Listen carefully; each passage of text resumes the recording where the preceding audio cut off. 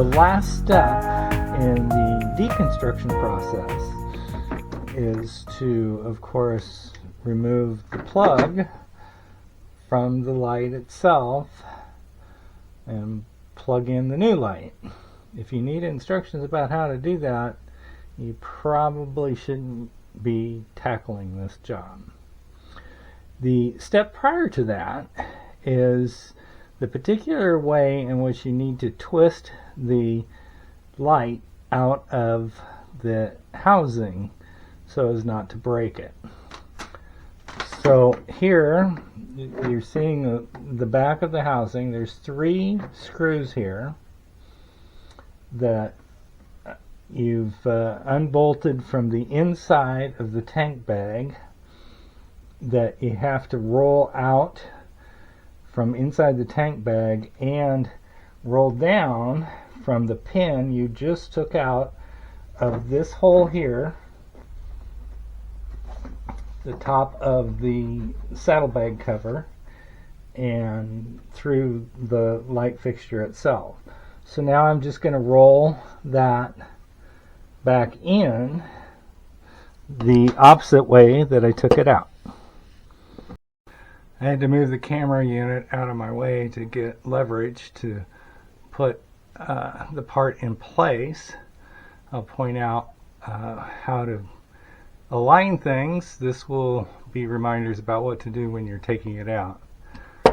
So as I start to roll it into place, I point and try and align this tab right here with the red tab on the light itself. That tells me I'm guided in the right direction. Then align it on the right hand side and then lift up a little bit to get the screws to align themselves and roll as you're going through this process. And you can feel for the bolt as you line it up. It's going to lift a little bit, so compare this side to the other light. It's got to be at an angle, so this is lower than this. So raise it up until you get that bolt aligned and slide it in there. A minute ago it worked really well, but a little finagling and you'll get it so that you've got the bolt holes all lined up and everything slides into place pretty clean. Once you get it aligned correctly, find the 3 washers and nuts that you took off of those bolts on the lamp from inside the saddlebag and just tighten them on loosely for right now. Those nuts are 8mm nuts, and you're probably going to need some kind of combo wrench to get to them. Once you've got that temporarily set in place like that, this is a good time to go ahead and test. Make sure that your electrical connections are still working, because it would be hard to get back to them. I just turned on the bike, hit the emergency flashers, make sure those work. Pull the brake lever to make sure that works. And yeah, we've got a good connection. We're ready to proceed. So the reason that you have to roll out from the bottom to remove the light fixture is to avoid breaking the body part tabs that hold the body parts to the light fixture and vice versa. You can see that I broke this tab, I broke that tab, and I broke that tab. So use your new fixture to recognize where the tabs are that the light fixture is going to hold body parts with the light itself. Now in my case, I have the tab here. I don't know, is that in the frame? Yeah. That tab here, and 2 tabs here that hold this top cover on. So as you put it back together, make sure that all of those tabs are getting connected properly. And then you have this one push pin. I'm sure I've mentioned it before. Actually, I call it a pop pin that you have to remove from that one hole at the top of the fixture to be able to remove it. So you have the 3 bolts, 3 nuts that you have to remove inside the tank, and this pop pin that goes in that spot.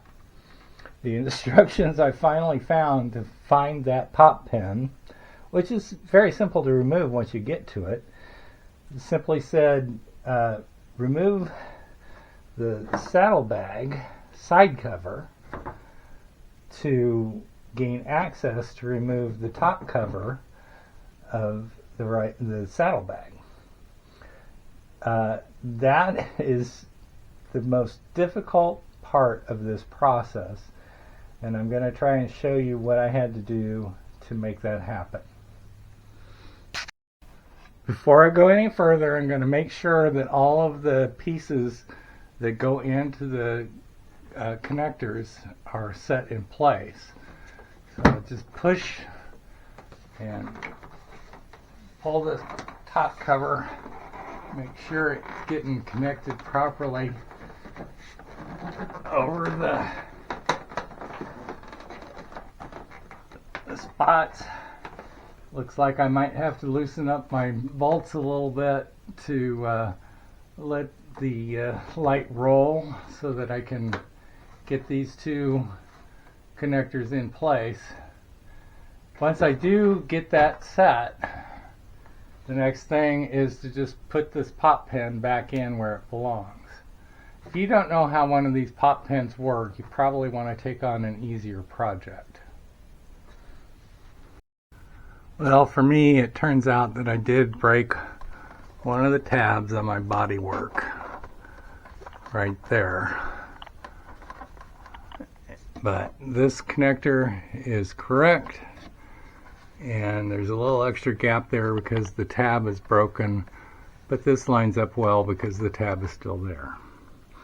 And so now I'm ready to just go ahead and put this push pin, pop pin, back in the little hole up here, oops, to secure the light and the top of the tank bag, or the tank bag cover, in place. And that is that. Clearly what I did to loosen the top cover to the tank bag was not quite enough to make it easy to remove the light without breaking that tab off of that body part. But the things that I did to loosen up that top cover was to remove this pop pin from right here, put it back in if I can. Looks like everything's lined up,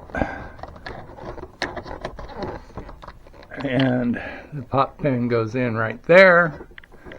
And I also removed this connector right here on the outside of that piece. And so that's how I loosened it up. There's probably a little bit more work that should be done to loosen it up, or just be more careful when rolling out the tail light to not break these connectors or this connector here. Well, I've had to take more of the trunk apart because I had taken it apart the wrong way, and a couple of flat washers underneath the trunk fell into the bodywork, and I had to dig those back out to be able to put them back in place. While I was doing that, I realized that I'd been calling some body parts by the wrong name. For instance, this is the trunk side cover, and this down here where the tab broke is the saddlebag top cover. I hope that my producer Monica Campbell can come up with some clever way to make fun of my mistakes. I was thinking do like they did with Beatrice Kiddo's name in the Kill Bill Volume 1, where you just bleep the audio or cut off the audio for the word, and then you'll come here and see the correct terms, and maybe you'll find that a little entertaining and go back and watch the video so that you can memorize all of the pieces that you have to do. Anyway, I'm going to have to get the trunk put back together in a particular way to get it to the point where I am just removing the trunk side cover so that I can gain access to that pop pin up in here that releases the saddlebag top cover and the top bracket on the light itself. Well, now that I got the trunk all put back together, I realized that I didn't even need to remove the bolts that caused me to lose the parts that caused me to have to take the trunk off. So you get to learn from my mistakes. Anyway, this part of the project has to do with putting the trunk side cover back on. Recall that the reason you had to remove that cover was so that you could get inside here to these the pop pins that allowed you to remove the saddlebag top cover. Okay, so those are those in there. Can we get some? There you go. One is there just behind that little piece of bodywork, and then one is from the top.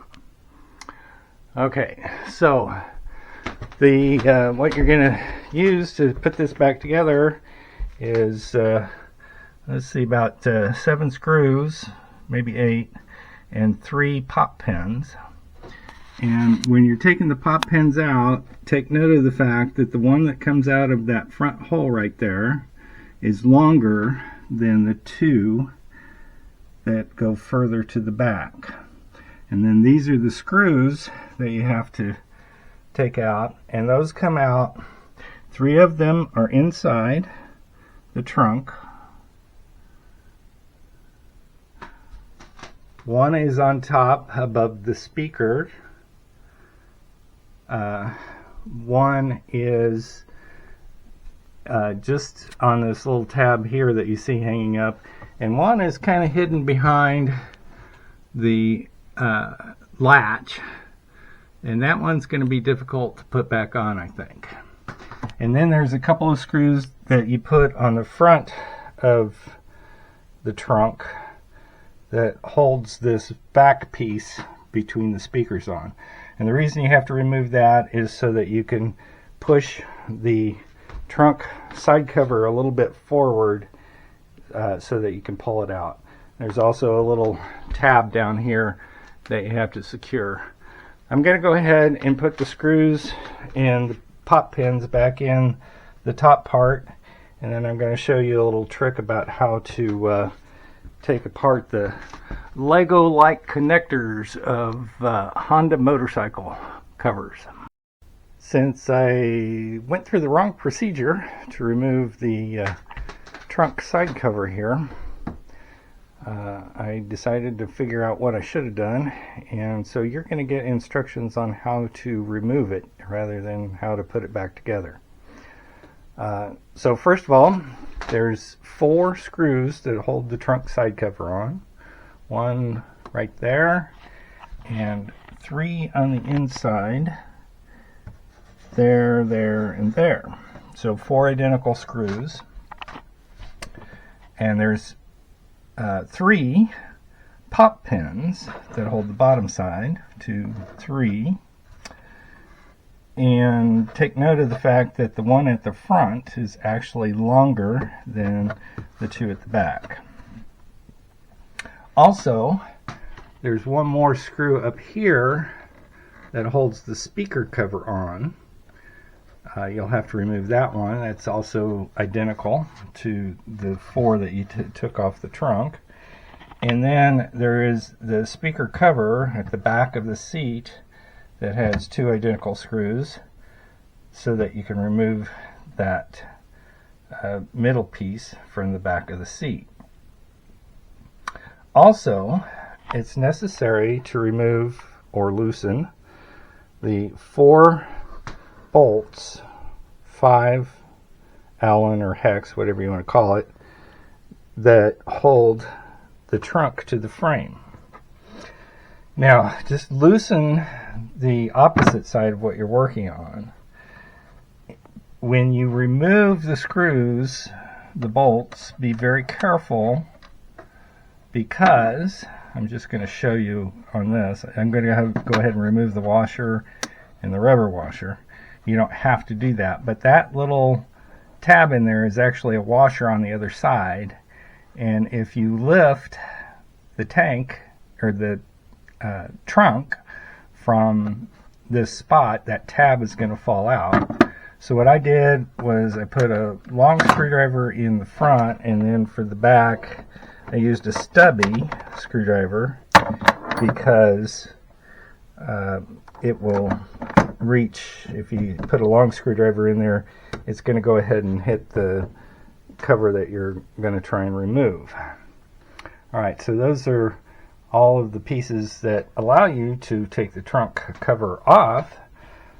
But in addition to that, there's 2 screws here and here that you need to remove to loosen up the back cover on the back seat backrest, and one more that you need to remove from the side to loosen up the backrest. So you can just lift it up a little bit.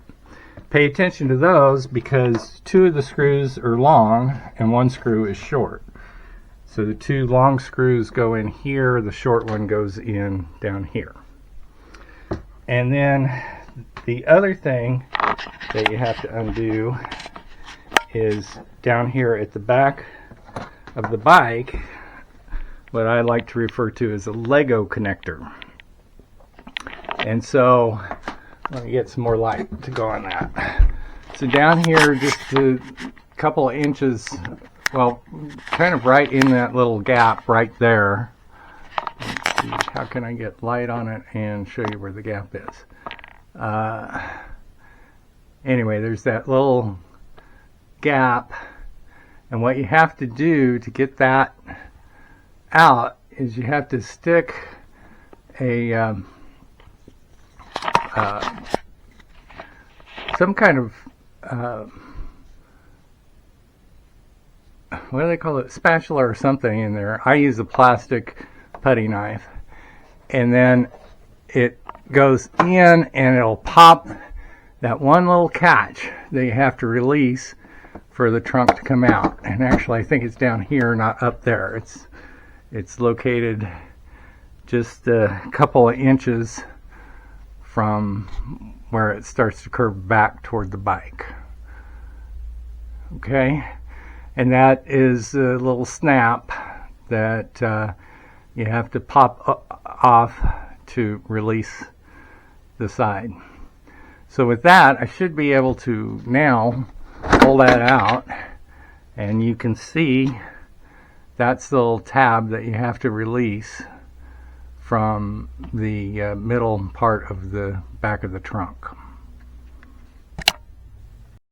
Okay, now that you've got the back side of the trunk side cover released, you got to come back to the front of the bike and pull this centerpiece out. You got 2 screws loose to do that, and it catches at the bottom, so you have to give it a pretty good tug. You might even want to just go ahead and remove the seat to get it out of there. I never did remove the seat, and it takes two hands to pull that tab out.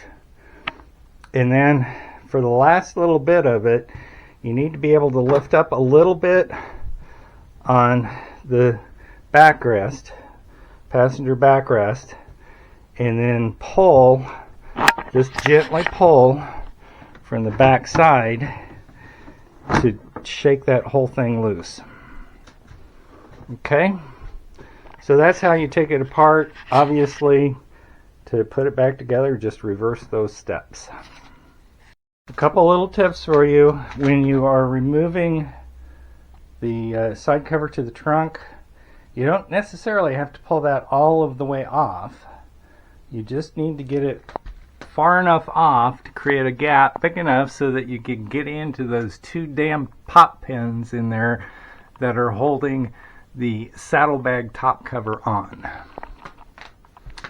Also, when you're trying to get these bolts to start back in the bottom of the trunk, jiggle the trunk a little bit until the threads catch, and you can turn the bolts several turns. I'm going to shoot the rest of this trying to use natural light and hope that exterior noises from the running rally happening outside doesn't interrupt. Pretty happy with this job so far. Disappointed that I broke that tab, but other than that, everything's come together and fit correctly, and I've taken an inventory of what's left, and I'm not going to have an extra fastener at all. So the next piece on the going back together part is this piece here. Now this piece has to roll out from its position because there's these two little nubbies here that are in the saddlebag that have to line up. So slide that in a little bit at the top, line up those nubbies, kind of bend a little bit to get past this piece here, and get that in place. And then from before you can take that off, you've got 3 of the bolts, body fasteners that have to come out. 1, 2, 3. You have a pop pin down here, and then you have one more over here. So that will allow you to take that piece right off. I'm not going to put it on right now. Just going to demonstrate with you the rest of it. I'm just going to go ahead and pop this piece in place. In case you're not aware of this piece, you really should look up your documentation on it. Which way does it go in? Oh, here we go. Like this. Because that little keyhole right there is going to allow you to access your saddlebags in your trunk if your battery dies on the motorcycle. Actually, before I put that on, I'm going to point out that I removed 2 body bolts, body fasteners right here to loosen up this piece a little bit so that when I took the light out, I could get this little plastic here away from the tab. So there's 2 bolts that need to go in there, but I'll go ahead and put this piece in now because I don't need access to it at this point. Okay, and so my first step in this whole process was to remove the rear fender.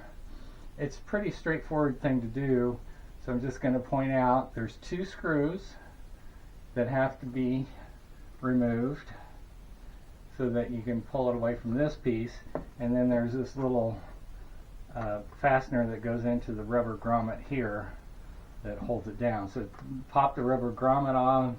You can tilt this piece out far enough that you can get these 2 screws out. And that's pretty much how to put it all back together once you've taken it apart.